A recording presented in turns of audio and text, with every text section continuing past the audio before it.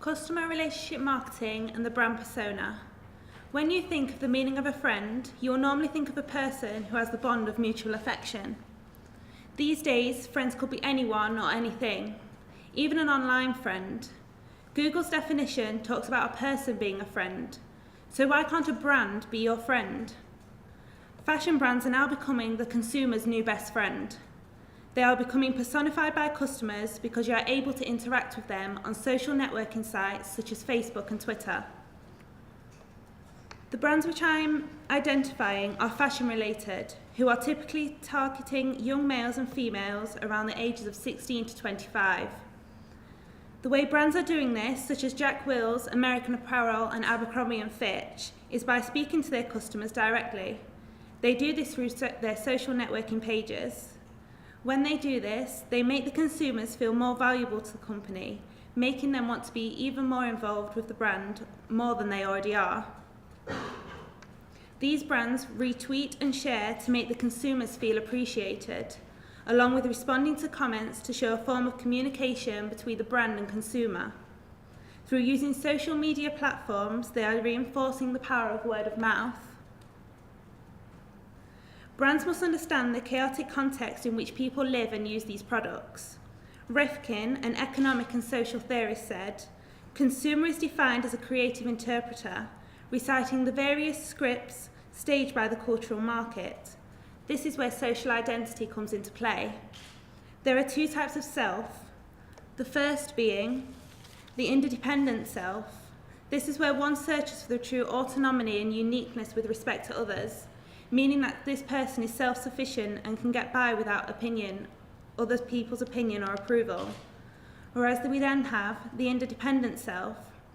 This is a person who looks for consent and approval from those who they repute to be important. Those who repute to be important are brands who sell products that are a symbol of status, signalling and possibly helping to improve on an individual's social status. Brands have also responded in recent years by reinforcing the dialogue with the customer through reversal of information and a new focus on customer relationship marketing systems. This shows that consumers are becoming obsessed with the brand, maybe because of the experiences that may have been gained from them. Through the use of new digital media, such as blogs and social networking sites, consumers are able to use these to express themselves even more. These consumers are defined by Millward Brown, a global company focused on brands, media and communications. There are 5 levels which start from presence, which means the brand is known by reputation, by the relevance of its brand promise or a past experience of use, all the way through to bonding. The consumer manifests a strong brand loyalty, which leads him to rule out most of the brands up front.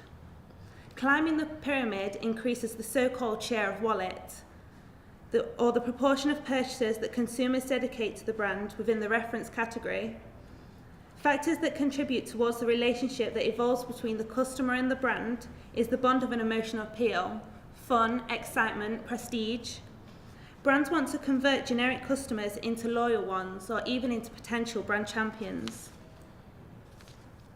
The phase of establishing a dialogue between the brands and its consumers is evolving as well. The generic talk with your customers is not enough if the dialogue is not aimed as a result. In a society that demands authenticity and value through innovation, the brand must have set its own vision of the future and set out to achieve a positive impact on the lives of its customers. So what vision does a brand see for its future? Brands use imagery. It's the tangible and intangible elements that consumers associate with a brand. It could be a package, an experience, a smell, a feeling, a taste. Brand imagery is visual, auditory, and factual. In other words, it can come from all 5 senses and can be unique to each customer. For example, the blue Tiffany's box. There is a reason why it's been around for so long. It means something to its customers. Another which you may more relate to are the Abercrombie & Fitch carrier bags. They act as a souvenir to the customer, making them feel like they have come away with a lot more. It is important to the brand that their customers develop an emotional connection to them. Monica Skipper, marketing manager for FedEx Global Brand Management, said, Once you know your promise to its customers, you need to deliver on that promise. That's what branding is all about. Every time you keep the promise, you strengthen your brand identity. When you break the promise, you diminish the brand. This means that all the money that is being spent on marketing is a waste of time if the consumer doesn't believe in the brand's promise. Before I show you a few examples, I must say that even though I am in the targeted age range of these fashion brands, I didn't realise how many young male models there are who all have that Abercrombie look, the square chin and the chiselled abs. So in this Abercrombie & Fitch advert, we can see a rather attractive young male wearing only a pair of jeans while on a beach and holding a cute dog. As much as this might actually happen in real life, here Abercrombie & Fitch are selling you a lifestyle and a promise. They are telling you that if you buy and wear these Abercrombie jeans, you will either be able to get with or even be the man in this photograph. They use these techniques in a lot of different types of advertisements. Here is another fashion advert from American Apparel. This advert is a lot different to the Abercrombie & Fitch one previous. It is saying that if you wear these socks, you will love them too. But we don't just walk around with nothing but long socks on, do we? So is this a true representation of how we would wear these socks? I think not. However, there is a similarity within these adverts. They both introduce the consumers to the model in the photograph. They are doing this so that you develop an emotional connection as you can find out more about the model and feel like they are connecting with the brand.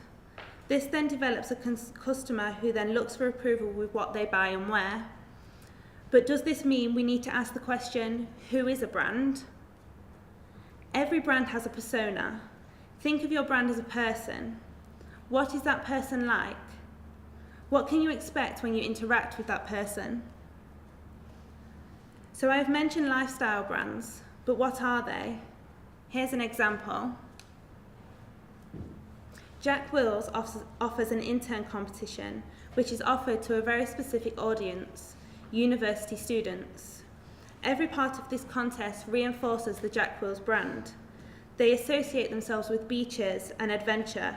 Jack Wills uses this and others such as parties and social events, which include like-minded people, to create the perfect ingredients to attract the university demographic.